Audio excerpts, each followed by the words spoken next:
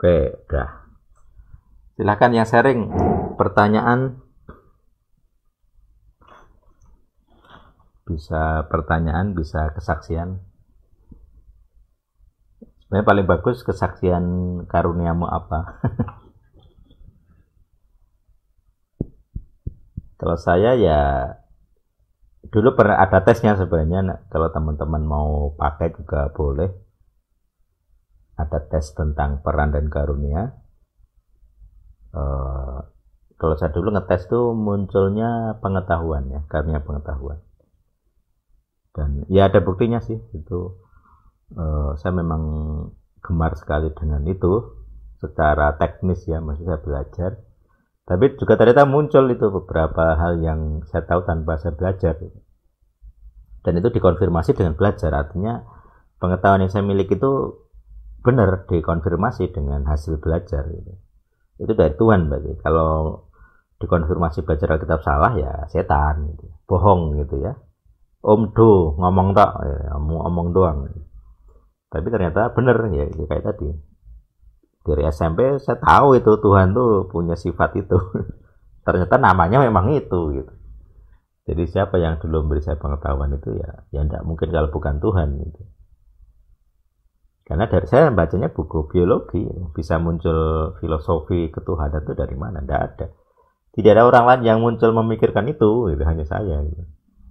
Jadi itu bagian dari karunia saya pikir ya.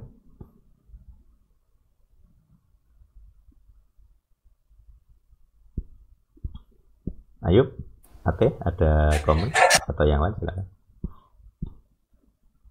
Bisa kesaksian, bisa pertanyaan.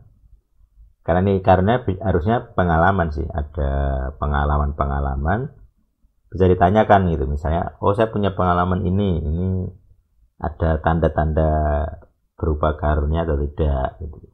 Nanti kita bisa analisa itu pengalaman jiwani atau rohani gitu ya.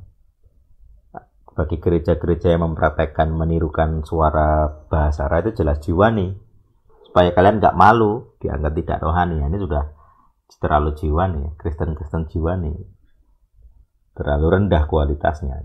Dan memang nggak ada powernya, nggak ada hasilnya. Karena berbahasa roh itu kalau nggak ada ketuhanannya, apalagi hanya menirukan, itu nggak ada gunanya. Hanya berguna untuk supaya disanjung saja. Oh, kamu sudah berbahasa roh ya, kamu sudah rohani ya. Levelmu sudah meningkat gitu. Itu hanya itu saja, pujian saja. Selebihnya enggak, hasil kerohananmu juga tidak ada. Buah jiwanya juga tidak ada. Harusnya ada buah yang jelas dari produk itu gitu ya. Tapi kalau palsu ya namanya palsu, nggak mungkin berhasil.